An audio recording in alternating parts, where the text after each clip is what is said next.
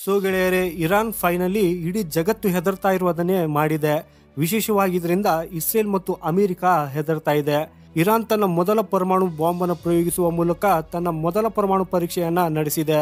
ಮತ್ತು ಇದರೊಂದಿಗೆ ಈ Iran Russia, America, Britain, France, China, Bharat, Pakistan, Israel ಮತ್ತು ಉತ್ತರ ಕೊರಿಯಾದ ನಂತರ ಪರಮಾಣು ಬಾಂಬುಗಳನ್ನು ಹೊಂದಿರುವ 10ನೇ ದೇಶವಾಗಿದೆ. ಹೌದು ಗೆಳೆಯರೆ, ನಾನಿದನ್ನು ಹೇಳ್ತಾ ಇಲ್ಲ, ನಿಮ್ಮ ಸ್ಕ್ರೀನ್ ಮೇಲೆ ನೀವೇ ನೋಡಿ. ಇಡೀ ಜಗತ್ತು ಇದನ್ನು ಹೇಳ್ತಾ ಇದೆ. ಹಾಗೂ ಅದರ ಹಿಂದೆ ಒಂದು ಬಲವಾದ ಕಾರಣನೂ ಇದೆ. ಆಕ್ಚುಲಿ ಇರಾನ್ ತನ್ನ ಪರಮಾಣು ಪರೀಕ್ಷೆಯನ್ನ ನಡೆಸಿದೆ ಅನ್ನೋ ಊಹಾಪೋಹಗಳು ಪ್ರಪಂಚದಾದ್ಯಂತ ಹರಡ್ತಾ ಇದೆ. ಹಾಗೂ ಅದರ ಹಿಂದಿನ ಕಾರಣ ಇರಾನ್ನಲ್ಲಿ ಭೂಕಂಪವಾಗಿರೋದು. ಆಕ್ಚುಲಿ ನಿನ್ನೆ ಬೆಳಿಗ್ಗೆ ಇರಾನ್ನಲ್ಲಿ ಭೂಕಂಪದ ನಡುಕಗಳು ಸಂಭವಿಸಿದವು ಮತ್ತು ಇದು 4 ಮ್ಯಾಗ್ನಿಟ್ಯೂಡ್ನ ಆಗಿತ್ತು. ಈ ಕಂಪನಗಳು ಎಷ್ಟು ಶಕ್ತಿಯುತವಾಗಿದ್ದವು ಅಂದ್ರೆ, ರಾಜಧಾನಿ ಟೆಹರಾನ್ನಿಂದ 100 ಕಿಲೋಮೀಟರ್ ದೂರದಲ್ಲಿ ಅದರ ಕೇಂದ್ರವಿದೆ. ಆದ್ರೂ ಕೂಡ ಟೆಹರಾನ್ನಲ್ಲಿ ಅದರ ಕಂಪನಗಳು ಫೀಲ್ ಆಗಿದೆ. ಆದರೆ ನಿಮ್ಮಲ್ಲಿ ಪ್ರಶ್ನೆ ಇರಬಹುದು, ಅಲ್ಲ ಭೂಕಂಪಗಳು ಬರ್ತಲೇ ಇರ್ತವೆ, ಒಂದ್ ವೇಳೆ ಭೂಕಂಪ ಸಂಭವಿಸಿದ್ರೆ ನೀವು ಪರಮಾಣು ಪರೀಕ್ಷೆ ನಡೆಸಿದ್ರೆ ಅನ್ನೋದನ್ನ ಹೇಗೆ ಊಹಿಸುತ್ತೀರಿ? ನೇಪಾಳ ಮತ್ತು ಬಾಂಗ್ಲಾದೇಶದಲ್ಲೂ ಭೂಕಂಪಗಳು ಆಗ್ತವೆ. ಇದರರ್ಥ ಅವರು ಅಣುಬಾಂಬ್ ಮಾಡಿದ್ದಾರೆ ಅಂತೇನಿಲ್ಲ. ಹಾಗಾದ್ರೆ ಜಗತ್ತು ಇರಾನ್ ಅಣುಬಾಂಬ್ ಪರೀಕ್ಷೆಯನ್ನ ಮಾಡಿದೆ ಅನ್ನೋದನ್ನ ಯಾಕೆ ಹೇಳ್ತಾ ಇದೆ? ಅದರ ಹಿಂದೆ ಯಾವುದೋ ಒಂದು ಬಲವಾದ ಕಾರಣವಿರಬಹುದು. ಅದು ಗೆಳೆಯರೆ, ನೀವು ಸರಿಯಾಗಿ ಊಹಿಸಿದ್ದೀರಿ. ಆಕ್ಚುಲಿ ಪ್ರಪಂಚದಾದ್ಯಂತ ಎಲ್ಲ ಭೂವಿಜ್ಞಾನಿಗಳು ಮತ್ತು ನ್ಯೂಕ್ಲಿಯರ್ ಫಿಸಿಸಿಸ್ಟ್ ಅವರು ಓಕೆ, ಭೂಕಂಪ ಅಂತೂ ಸಂಭವಿಸಿದೆ, ಇದು ಅಷ್ಟು ಚಿಂತಿತರಾಗುವಂತ ದೊಡ್ಡ ವಿಷಯವಲ್ಲ, ಯಾಕಂದ್ರೆ ಇದು ಕೇವಲ 4 ಮ್ಯಾಗ್ನಿಟ್ಯೂಡ್ನ ಅಷ್ಟೇ ಇತ್ತು.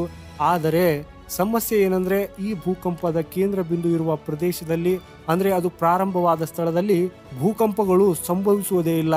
ಬಹಳ ವರ್ಷಗಳಿಂದಲೂ ಆ ಏರಿಯಾ ಶಾಂತವಾಗಿದೆ. ಅಲ್ಲಿನ ಟೆಕ್ನೋಟಿಕ್ ಪ್ಲೇಟ್ಗಳ ಆಕ್ಟಿವಿಟಿಯು ಇರ್ರೆಗ್ಯುಲರ್ ಆಗಿಲ್ಲ, ಅಥವಾ ಅಲ್ಲಿ ಭೂಕಂಪದ ಸಾಧ್ಯತೆ ಇದೆ ಅಂತೇನಿಲ್ಲ.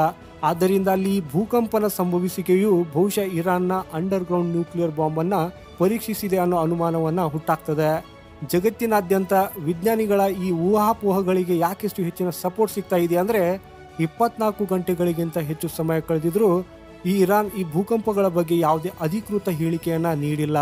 ಅದಕ್ಕಾಗಿ ಇಸ್ರೇಲ್ ಮತ್ತು ಅಮೆರಿಕಾಗೆ ಏನು ಚಿಂತೆ ಆಗ್ತಾ ಇದೆ ಅಂದ್ರೆ, ಮುಂದಿನ ದಿನಗಳಲ್ಲಿ ಇರಾನು ನಾವು ಅಕ್ಟೋಬರ್ 6ರ ರಾತ್ರಿ ಅಂಡರ್ ಗ್ರೌಂಡ್ ಪರಮಾಣು ಪರೀಕ್ಷೆಗಳನ್ನು ನಡೆಸಿದ್ದೇವೆ ಮತ್ತು ಅದು ಯಶಸ್ವಿಯಾಗಿದೆ ಅಂತ ಹೇಳಬಹುದು.